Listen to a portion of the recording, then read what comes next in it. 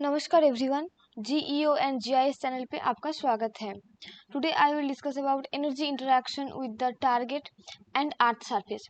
ये third stages of remote sensing process है। Remote sensing का जो स्टेजेस है, बहुत सारे प्रोसेस में रिमोट सेंसिंग होते हैं। उसमें पहले क्या होता है, एनर्जी जनरेट होता है। सन हमको जो एनर्जी देते हैं, इलेक्ट्रोमैग्नेटिक रेडिएशन, वो जनरेट होने के बाद हमारे यूनिवर्स में फैल जाते हैं। यूनिवर्स में फैल जाने के टाइम वो जो लाइट का जो स्पीड है, लाइट जिस स्पीड से हमारे धरती तक आते हैं 3 × 10⁸ मीटर पर सेकेंड, मतलब पर सेकेंड में 3 × 10⁸ मीटर, इस स्पीड से ये इलेक्ट्रोमैग्नेटिक रेडिएशन हमारे धरती पे ट्रैवल करता है, धरती पे आते हैं, यूनिवर्स में ट्रैवल करता है। और धरती पे आने के टाइम हमारे धरती के ऊपर जो एटमॉस्फेयर है, उसका बहुत सारे लेयर्स है, उसमें वो टच करता है। टच करने के बाद बहुत सारे मैकेनिज्म होता है, लाइक रिफ्लेक्शन होता है, स्कैटरिंग होता है, एब्जॉर्प्शन होता है। एंड यही सेम जो मैकेनिज्म है, रिफ्लेक्शन, स्कैटरिंग, एब्जॉर्प्शन, ये हमारे धरती पे भी होता है। तो धरती पे कैसे ये मैकेनिज्म होता है और कैसे क्या क्या होता है उसके रिजल्ट में, ये आज हम जानेंगे। तो पहले हम जानेंगे कि जो एब्जॉर्प्शन, रिफ्लेक्शन एंड स्कैटरिंग होता है, ये कैसे होता है। Radiation that is not absorbed और scattered in the atmosphere can reach and interact with the earth surface. There are three forms of interaction that can take place when energy strikes. मतलब वो जो एनर्जी है, ये हम जानते हैं कि एटमॉस्फेयर में पहले वो टच करता है और रिफ्लेक्शन, स्कैटरिंग, एब्जॉर्प्शन करते हैं। और ये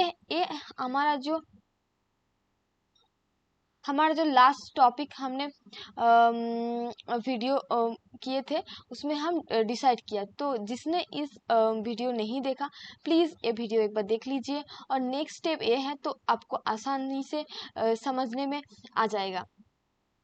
तो ये जो रेडिएशन है, एटमॉस्फेयर में बहुत सारे जगह में एब्जॉर्ब होता है एंड स्कैटर्ड होता है। लेकिन बहुत सारे रेडिएशन का बहुत सारे पोर्शन ऐसे हैं जो स्कैटर भी नहीं होता, एब्जॉर्ब भी नहीं होता, वो एटमॉस्फेयर के अंदर से ट्रैवल करके धरती तक आ जाते हैं। इस प्रोसेस को कहते हैं ट्रांसमिशन, मतलब वो अंदर से ट्रैवल करके आ रहा है ट्रांसपेरेंट एरिया से। तो ट्रैवल करके जो आ रहा है, वो जो रेडिएशन है, वो धरती पे आ जाते हैं। ये जो है, ये धरती पे आने के बाद यहाँ पे 3 चीज़ें करते हैं। मतलब एक है एटमॉस्फेयर एब्जॉर्प्शन करते हैं, ट्रांसमिशन करते हैं एंड रिफ्लेक्शन करते हैं। जो टोटल एनर्जी है, इसको हम इंसिडेंट एनर्जी कह रहे हैं। और ये जो एब्जॉर्प्शन, ट्रांसमिशन एंड रिफ्लेक्शन हमारे धरती पे होता है रेडिएशन का, ये डिपेंड करता है जिस पार्टिकल्स के ऊपर ये पड़ रहा है, उस पार्टिकल्स, जो एलिमेंट, उसका एलिमेंट क्या है, कैसा है, मटेरियल्स कैसा है, उसका कंडीशन कैसा है, वो कौन सा वाला चीज़ है, और जो रेडिएशन आ रहा था उसका वेवलेंथ कैसा है। मतलब हमारे धरती के ऊपर बहुत सारे चीज़ है, लाइक ट्रीज है, वाटर बॉडीज है, वेजिटेशन है, सॉइल्स है, सभी चीज़ का अलग अलग कैरेक्टरिस्टिक्स है। मतलब ये सभी चीज़ अलग अलग है, तो इसमें एब्जॉर्प्शन, ट्रांसमिशन, रिफ्लेक्शन, ये अलग अलग ही होगा। तो वो जो चीज़ के ऊपर रेडिएशन पड़ रहा है, उसका मटेरियल्स कैसा है, कंडीशन कैसा है, ये, और ये जो चीज़ है, इसके ऊपर जिसके ऊपर जो रेडिएशन पड़ा था, वो जो रेडिएशन आ रहा था, उसका वेवलेंथ कैसा है, ये चीज़ के ऊपर डिपेंड करता है एब्जॉर्प्शन, ट्रांसमिशन एंड रिफ्लेक्शन कैसे होगा। तो पहले हम देखेंगे, ये जो है, ये एक ट्री लीव्स है। तो इसके ऊपर हमारा रेडिएशन पड़ने के बाद क्या होता है, ये हम देखेंगे। ये जो है एनर्जी, ये पहले आ रहा है, ये टोटल एनर्जी, मतलब हम समझ लेते हैं कि 100% एनर्जी आया है। वो टोटल एनर्जी को आई से डिनोट किया गया, इंसिडेंट एनर्जी को आई से डिनोट किया गया। आने के बाद ये कुछ रिफ्लेक्शन, कुछ एनर्जी रिफ्लेक्ट हो गया है, जिसको आर से डिनोट कर रहा है। कुछ एनर्जी इसमें एब्जॉर्ब हो रहा है, लिप्स में एब्जॉर्ब हो रहा है। लिप्स का जो ऊपर का जो लेयर है, उसमें पड़ने के बाद रिफ्लेक्ट होता है, उसके पड़ने के बाद वो एब्जॉर्ब होता है। तो जो एब्जॉर्प्शन होता है, उसको ये से डिनोट किया गया। और कुछ एनर्जी है जो लिप्स के अंदर जाके बाहर निकल गया, मतलब ट्रांसमिट हो गया, इधर से उधर चला गया, तो उसको टी से डिनोट किया गया। तो ये सारे चीज़ हो रहा है एक लिप्स के ऊपर रेडिएशन पड़ने के बाद, ये सब कुछ चीज़ होता है। ये टोटल एनर्जी जो है इसको इंसिडेंट एनर्जी कह रहा है। हम समझ लीजिए कि 100% एनर्जी इंसिडेंट हुआ था, तो 30% रिफ्लेक्ट हो गया, 30% एब्जॉर्ब हो गया, 30% ट्रांसमिट हो गया, 10% है स्कैटरिंग हो गया। तो यही है एनर्जी पड़ने के बाद किसी भी चीज़ के ऊपर जो रिफ्लेक्शन, ट्रांसमिशन और जो एब्जॉर्प्शन प्रोसेस होता है उसका कैलकुलेशन इस तरह ही होता है। और ये कितना होगा, मतलब 10% रिफ्लेक्शन होगा या 30% रिफ्लेक्शन होगा, ये डिपेंड करता है वो वेवलेंथ, जो एनर्जी आ रहा था उसका वेवलेंथ क्या है, एंड जिस मेटल के ऊपर वो पड़ रहा था उसका कंडीशन कैसा है, वो चीज़ क्या है, उसके ऊपर डिपेंड करता है ये रिफ्लेक्शन, एब्जॉर्प्शन एंड ट्रांसमिशन कैसे होगा। तो नेक्स्ट हम जानेंगे एब्जॉर्प्शन, रिफ्लेक्शन एंड ट्रांसमिशन कैसे होता है। Absorption occurs when radiation is absorbed into the target. Why, मतलब क्या है, ये जो एब्जॉर्प्शन होता है जब किसी भी चीज़ के ऊपर रेडिएशन पड़ने के बाद वो चीज़ ने रेडिएशन को अपने अंदर शोषित कर लेता है, अपने अंदर ले लेता है, बाहर निकलने नहीं देता, और किसी भी एनर्जी का अलग से फॉर्म में ट्रांसफर कर देता है, उसको एब्जॉर्प्शन कह रहा है। Transmission occurs when radiation passes through a target. मतलब ट्रांसमिशन तब होता है जब किसी भी चीज़ के अंदर से घुस के वो बाहर निकल जाते हैं, एब्जॉर्ब भी नहीं होता, रिफ्लेक्ट भी नहीं होता, अंदर आते हैं, टच करते हैं और बाहर निकल जाते हैं, इसको ट्रांसमिशन कहते हैं। Reflection occurs when radiation bounce off the target and redirected। मतलब जो किसी भी चीज़ है उसके ऊपर रेडिएशन पड़ने के बाद वो बाउंस ऑफ होके बैक करता है, मतलब जिस भी रास्ते से आ रहा था उसी रास्ते से वो बैक कर रहा है, उसका डायरेक्शन सेम है, तो उसको कह रहा है रिफ्लेक्शन। तो ये तीनों चीज़ होता है, ये तीनों चीज़ जो होता है, ये रिफ्लेक्शन जो होता है, इसके तीनों चीज़ के अंदर से जो रिफ्लेक्शन होता है, ये रिफ्लेक्शन के बाद जो रेडिएशन हमको मिलता है, रिफ्लेक्ट करके जो रेडिएशन आते हैं, उसको ही हम हमारे जो सेंसर है इलेक्ट्रोमैग्नेटिक रेडिएशन को कैच करने के लिए, उस सेंसर में इसको हम कैच करते हैं, और उसमें से ही हम रिमोट सेंसिंग का बहुत सारे प्रोसेस करते हैं, डेटा क्रिएट करते हैं, इमेज क्रिएट करते हैं, बाकी सब काम करते हैं। तो ये जो प्रोसेस है ये बहुत ही इम्पोर्टेंट प्रोसेस है। एनर्जी जो एब्जॉर्ब होता है वो भी हम कैच करते हैं, ट्रांसमिशन भी हम कैच करते हैं, लेकिन रिफ्लेक्शन ज़्यादा कैच करते हैं। ये जो रिफ्लेक्शन है ये दो तरीके का रिफ्लेक्शन होता है, एक है स्पिक्यूलर रिफ्लेक्शन एंड और एक है डिफ्यूज रिफ्लेक्शन। पहला वाला जो स्पिक्यूलर रिफ्लेक्शन वो क्या है, स्पिक्यूलर रिफ्लेक्शन तब होता है जब रेडिएशन किसी स्मूथ सरफेस के ऊपर पड़ता है, उसका डायरेक्शन एक ही दिग में होता है, मतलब जहाँ ये समझ लीजिए एक एरिया है, सरफेस एरिया है जो स्मूथ है, इसमें पड़ने के बाद रेडिएशन ऐसे आते हैं और ऐसे रिफ्लेक्ट होता है, मतलब इसका जो डायरेक्शन वो भी सेम रहता है, जितना सारा रिफ्लेक्ट हुआ है सभी का डायरेक्शन सेम रहता है, और जो उसका एंगल भी सेम रहता है। लेकिन जब डिफ्यूज रिफ्लेक्शन होता है तब क्या होता है, वो पढ़ने के बाद वो ऐसे ऐसे जो सरफेस है वो बहुत सारे रफ होता है, उसको उसमें पढ़ने के बाद, रेडिएशन पढ़ने के बाद ये इधर उधर इधर इस तरह में रिफ्लेक्ट होते हैं। मतलब किधर रिफ्लेक्ट हो रहा है वो अनप्रेडिक्टेबल है, वो हम प्रेडिक्ट भी नहीं कर सकते, और उसका डायरेक्शन भी अलग है। तो जो स्पिक्यूलर रिफ्लेक्शन है वो स्मूथ सरफेस में होता है, और उसका रिफ्लेक्शन का जो डायरेक्शन है वो सेम है, एक ही है। लेकिन डिफ्यूज जो रिफ्लेक्शन है वो रफ सरफेस में रफ सरफेस में होता है, और पढ़ने के बाद बहुत सारे एंगल्स में वो रिफ्लेक्ट होते हैं, बहुत सारे डायरेक्शन में वो रिफ्लेक्ट होता है, तो उसको डिफ्यूज रिफ्लेक्शन कह रहा है। और ये जो डिफ्यूज रिफ्लेक्शन है हम यहाँ पे बोला है कि diffuse reflection occurs when the surface is rough and energy is reflected almost uniformly in all direction. Most earth surface features lie somewhere between perfectly specular or roughly diffuse reflection, whether a particle target reflects securely or diffusely, or somewhere it between depends on the surface roughness of the features in comparison to the wavelengths of the incoming radiation। मतलब बहुत सारे areas हैं हमारे धरती के ऊपर जहाँ पे स्पिकुलर रिफ्लेक्शन या डिफ्यूज रिफ्लेक्शन हो जाता है, बहुत सारे सरफेस के ऊपर डिपेंड करते हैं, मतलब स्मूथ सरफेस है या रफ सरफेस है। लेकिन कुछ अलग अलग टाइम्स में ये जो रिफ्लेक्शन का जो स्पिक्यूलर रिफ्लेक्शन हो रहा है या डिफ्यूज रिफ्लेक्शन हो रहा है, ये डिपेंड करता है वो जो इलेक्ट्रोमैग्नेटिक रेडिएशन आ रहा था उसका वेवलेंथ कैसा था, और वो जिस चीज के ऊपर पड़ रहा था वो उसका पार्टिकल्स एलिमेंट्स का साइज कैसा था।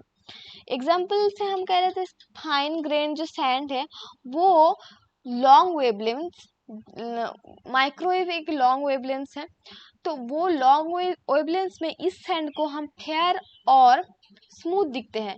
लेकिन यही सैंड को जब हम शॉर्ट वेवलेंथ मतलब विजिबल वेवलेंथ में देखते हैं तब उसको थोड़ी सी रफ लगते हैं, तो उसका पार्टिकल्स जो है वो ठीक है, लेकिन वो जो वेवलेंथ है इलेक्ट्रोमैग्नेटिक रेडिएशन के पास से जो वेवलेंथ आ रहा था, जो पार्टिकल उस सैंड के ऊपर पड़ रहा था उसका वेवलेंथ के ऊपर भी डिपेंड करता है, वो स्पिक्यूलर रिफ्लेक्शन करेगा या डिफ्यूज रिफ्लेक्शन करेगा। तो बहुत सारी चीज के ऊपर ये सब कुछ डिपेंड करता है। तो नेक्स्ट हम जानेंगे spectral reflectance curve, the graphical representation of the spectral response an object over different wavelengths of the electromagnetic spectrum is termed as spectral reflectance curve. मतलब हमारे धरती के ऊपर इलेक्ट्रोमैग्नेटिक रेडिएशन पड़ने के बाद वो बहुत सारी चीज़ के ऊपर फैलता है, ट्रीज के ऊपर फैलता है, सॉइल के ऊपर, वाटर बॉडीज के ऊपर, ये सभी चीज का अलग अलग कैरेक्टरिस्टिक्स है। मतलब वाटर बॉडीज के ऊपर पड़ने के बाद उसका एब्जॉर्प्शन, रिफ्लेक्शन और स्कैटरिंग अलग होगा।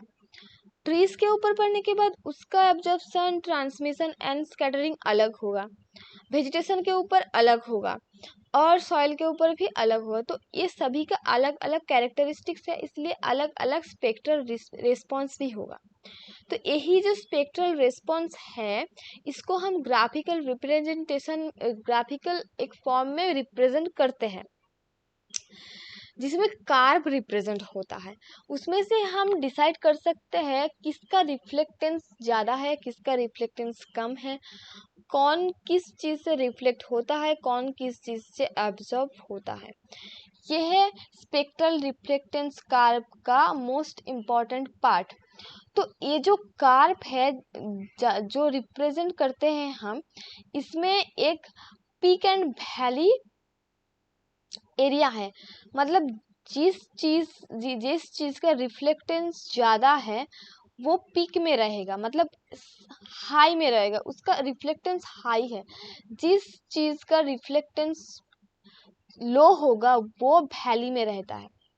इस कार्व में पीक में रहता है हाई रिफ्लेक्टेंस और लो में रहता है लो रिफ्लेक्टेंस। एंड इसमें ये भी रिप्रेजेंट करता है जो हाई रिफ्लेक्टेंस, जिसका हाई रिफ्लेक्टेंस है उसका एब्जॉर्प्शन लो है, और जिसका लो रिफ्लेक्टेंस है उसका एब्जॉर्प्शन हाई है।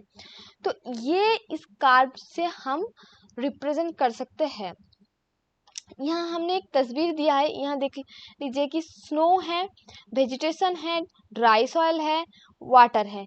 इस सभी का रिफ्लेक्टेंस कर्व अलग अलग है।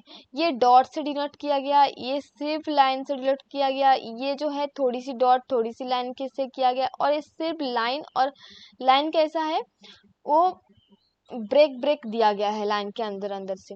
तो ये है रिफ्लेक्टेंस जो कार्व है इसका रिप्रेजेंटेशन। सभी का रिफ्लेक्टेंस एंड एब्जॉर्प्शन प्रोसेस अलग है, तो इसलिए सभी ने ग्राफ से इस तरह का एक जो कार्व रिप्रेजेंट किया है, मतलब अलग ही है, किसी का भी एक जैसा नहीं है।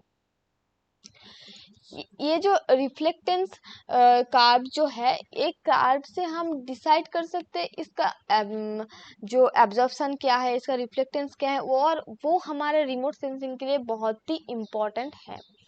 ये रिफ्लेक्टेंस सिर्फ और सिर्फ जो इलेक्ट्रोमैग्नेटिक रेडिएशन का जो मतलब कैसे रिफ्लेक्ट कर रहा है इसके ऊपर ही डिपेंड नहीं करता, या कौन से चीज़ के ऊपर ये रिफ्लेक्ट कर रहा है ये इसमें ही डिपेंड नहीं करता।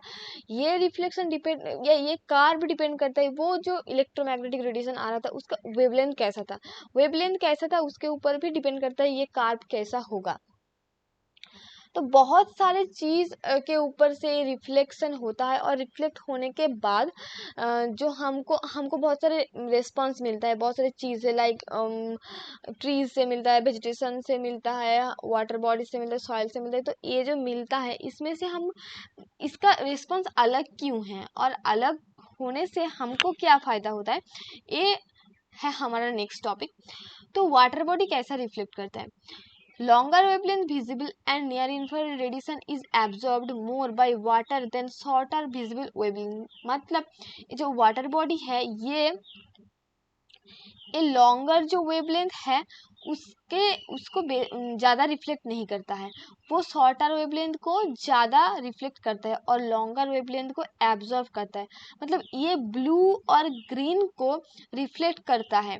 तो ब्लू और ग्रीन को रिफ्लेक्ट करने से ही हम वाटर बॉडी को ब्लू और ग्रीन शेड में देखते हैं। Then if there is suspended sediment present in the upper layers of the water body, then it will allow better reflectivity and brighter appearance of the water। मतलब बहुत सारे times है जब हमारे जो वाटर बॉडीज है उसके ऊपर बहुत सारे सेडिमेंट्स रहता है या कुछ काले टाइप का डस्ट टाइप का सेडिमेंट रहता है, तो ब्लैकी तो उस वाटर को हम ब्लैकी शेड में देखते हैं, क्योंकि तब वो क्या करता है, तब वो जो शॉर्टर वेवलेंथ है उसको नहीं रिफ्लेक्ट करता, मतलब ब्लू और ग्रीन को नहीं रिफ्लेक्ट करता, किसी और कलर को रिफ्लेक्ट करता है, इसलिए उसको थोड़ी सी डार्क शेड में देखते हैं।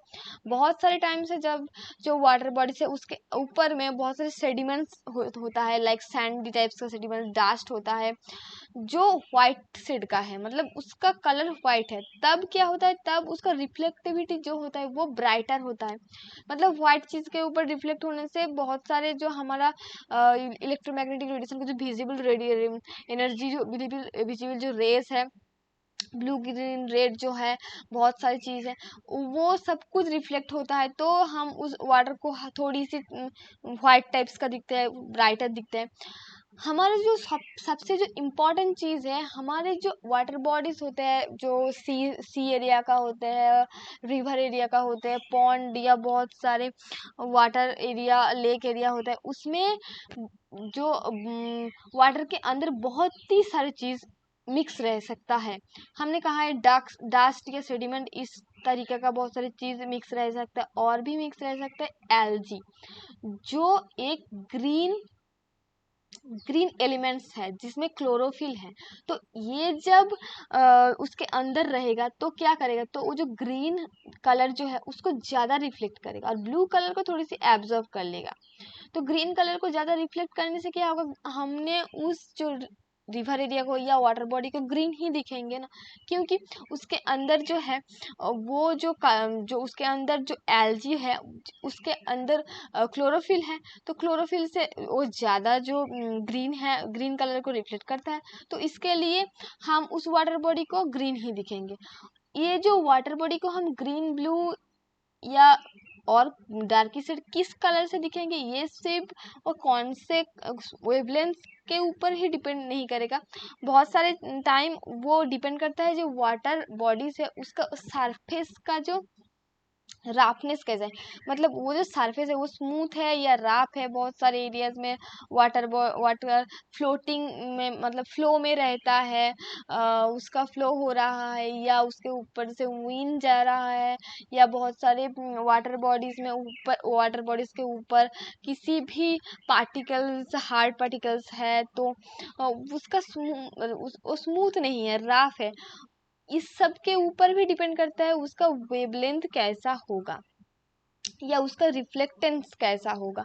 और ये रिफ्लेक्ट करने के बाद ये बहुत सारे स्पिक्यूलर रिस्पॉन्स और या जो डिफ्यूज रिस्पॉन्स ये सब कुछ करता है, और ये सब कुछ करने के बाद ये जो वाटर बॉडी से इसके ऊपर से इसका जो डस्ट पार्टिकल्स, एलजी पार्टिकल्स, इसमें से बहुत सारे जो वाटर बॉडीज है उसका डिफरेंस कर सकते हैं। हम कैसे कर सकते हैं कि हम ये डिनोट कर सकते हैं उसका रिफ्लेक्टेंस के ऊपर डिपेंड करके कि वो जो वाटर बॉडीज है उसमें कितना डस्ट है, उसमें कितना एलजी है, या और किसी चीज़ है कि नहीं।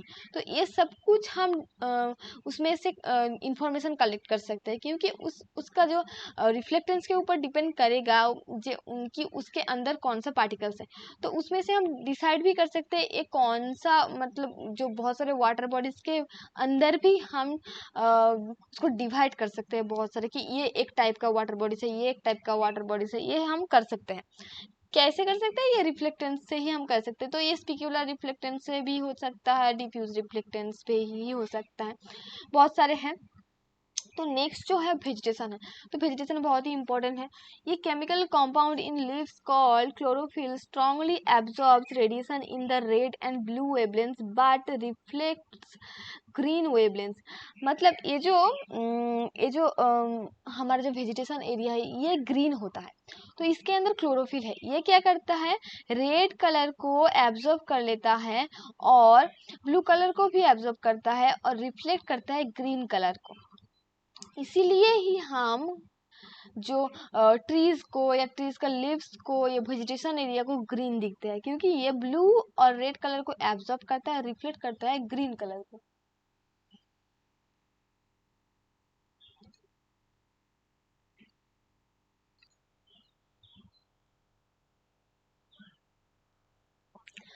तो ग्रीन कलर को रिफ्लेक्ट करता है, इसलिए हम जो ट्रीज एरिया को ग्रीन दिखते हैं। जब समर चलता है तो ये जो ट्रीज एरिया है इसका लिप्स में ज़्यादा क्लोरोफिल रहता है, तो ज़्यादा क्लोरोफिल रहने से वो ज़्यादा रिफ्लेक्ट करता है ग्रीन कलर को, तो हम वेजिटेशन एरिया को ज़्यादा ग्रीन दिखते हैं।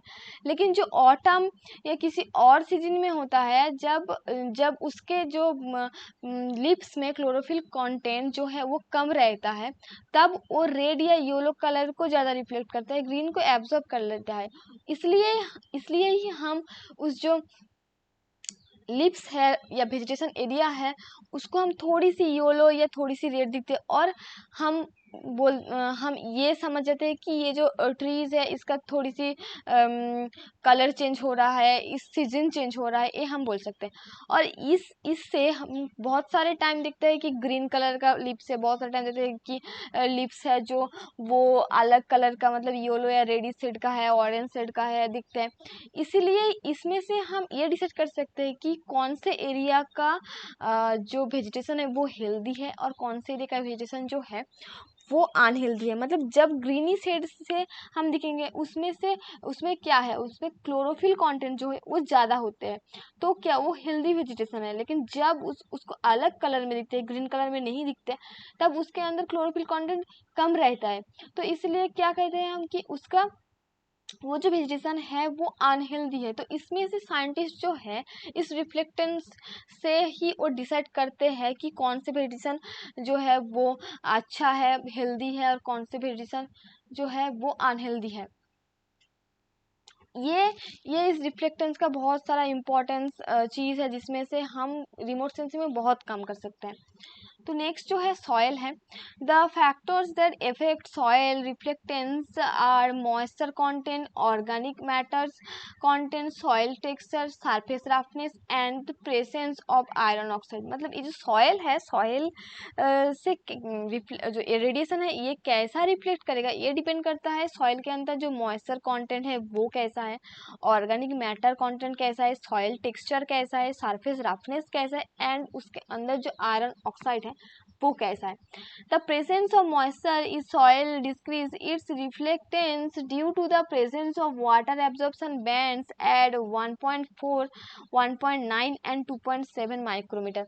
मतलब ये जो 1.4, 1.9 एंड 2.7 माइक्रोमीटर का जो वेवलेंथ है, ये इस एरिया में एब्जॉर्प्शन प्रोसेस ज़्यादा होता है। और ये किसको एब्जॉर्ब करता है? ये करता है मॉइस्चर कंटेंट को ज़्यादा एब्जॉर्ब करता है। तो हमारे जो सॉइल के अंदर जब मॉइस्चर कंटेंट ज़्यादा होगा तो उसका एब्जॉर्प्शन ज़्यादा होगा, और उसका रिफ्लेक्शन कम होगा। Clay soil also has hydroxyl absorption bands at 1.4 and 2.2 micrometre. मतलब ये जो क्ले सॉइल होता है जो बहुत ही थिकी टाइप्स का होता है, थिक टाइप्स का होता है, तो उसके अंदर 1.4 एंड 2.2 माइक्रोमीटर में हाइड्रोक्सिल रहता है, हाइड्रोक्सिल लेयर रहता है जिसमें एब्जॉर्प्शन ज़्यादा होता है।